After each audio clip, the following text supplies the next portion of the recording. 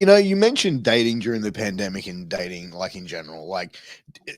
Does Jasmine St. Clair find it hard to find someone to date? Like the men who sort of like meet you straight away know about like your history and stuff like that? Because I can imagine like a guy meeting you and knowing your history, that would be intimidating for like a regular guy off the street, wouldn't it? Right? Tell me about that. For sure, it is.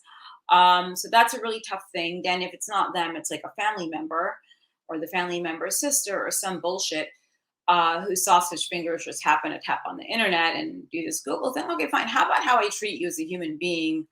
That should really matter at the end of the day. And Mm. if someone has a problem, they can go fuck off. I don't give a shit. And you could date someone else in the same business, but then you have two chemically imbalanced people in a relationship. And how does that work? I've gone out with the most macho um, of people, from like hitmen to all kinds of gangsters. And yes, they are scared, but I still remain friendly with the more evil, with the more dangerous ones, for obvious reasons. But um, I just, it is what it is. And I do not meet people online. That really does not work for me Sure. and my canvas whatsoever. And I don't have the patience to like chat, and click. No, I don't want to do that. Um, Usually, how I meet people is I'm introduced to someone. And I know you're only going to get 60 or 70% of what you want in the relationship, Mm. but my main thing is someone who doesn't have the ex drama, a bunch of young kids they're still raising. Then someone I like people who have a passport and who like to travel.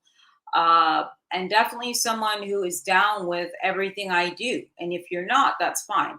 If you snore, then I will stab you in your sleep if you don't know how to turn over. Yeah, exactly. So, I mean, it's one of those things. Like, I feel like, I've been married almost 8 years, been with my wife going on 10 years, and Good. like, I find like relationships that I've had previously, I was at the point before I met my wife. I was like, there's no such thing as being in love and falling in love. It's just like you meet someone you can tolerate more than someone else, anyone else, and you are with that person.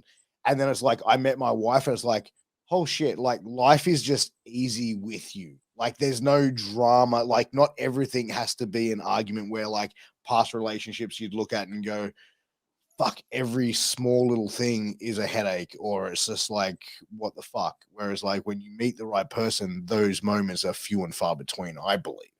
It's sweet, and then like one thing I don't like, and this isn't an insecurity thing or anything Mm, like that before anyone jumps on that shit. It's like when you have your ex texting, like if you're dating me, why the fuck are you engaging with your ex? If you don't have kids together, why is she reaching out to you, texting you? That's mm, someone who played with your cock at one point. So that is not yeah. someone you're just friends with. I still speak to a couple of exes from high school, you know, and one of them does my tattoos. We're good friends. The other one I Mm. had a restraining order against. He was Oh, really shit. well. No, no, no. Why would he restrain? Oh yeah, we met like in college or when I was in college. Yeah. Then I broke his heart. Then I reached out to him years later. Then he was waving a handgun. It's no big deal. He threatened to blow my head off. Big deal, whatever. He's not going to do that. Yeah. Not Then a he big deal. followed me at this handgun. It's like so stupid. But then I didn't call the police for him. The neighbors did, and then they went ahead. They wanted to get a restraining order. I'm like, okay. But then I contacted him after I had the restraining order to talk to him to see if he's okay. Then we're hanging out again. Like we're good friends still to this day. But there's no restraining order.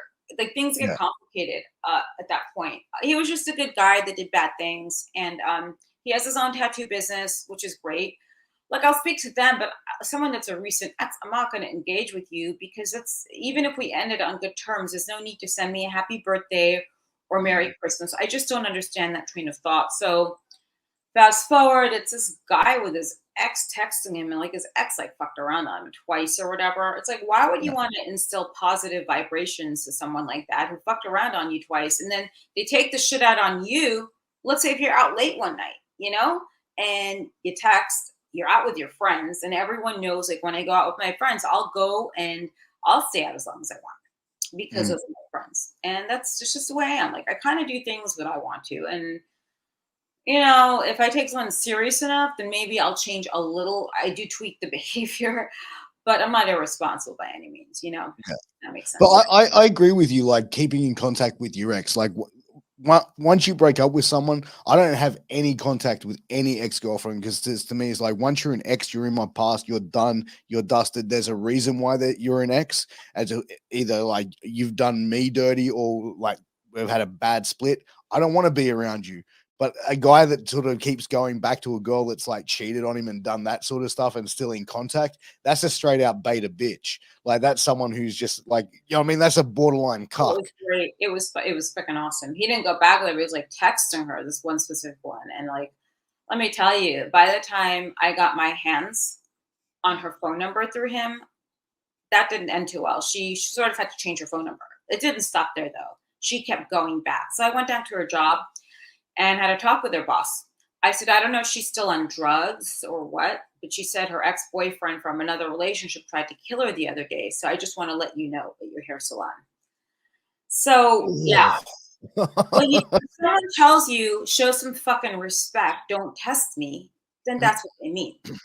But I guess like her dad was some big pitcher player for the Dodgers, and she wasn't even like hot, dude. I was like, what the fuck? So yeah. Jesus, man. Yeah, Yeah.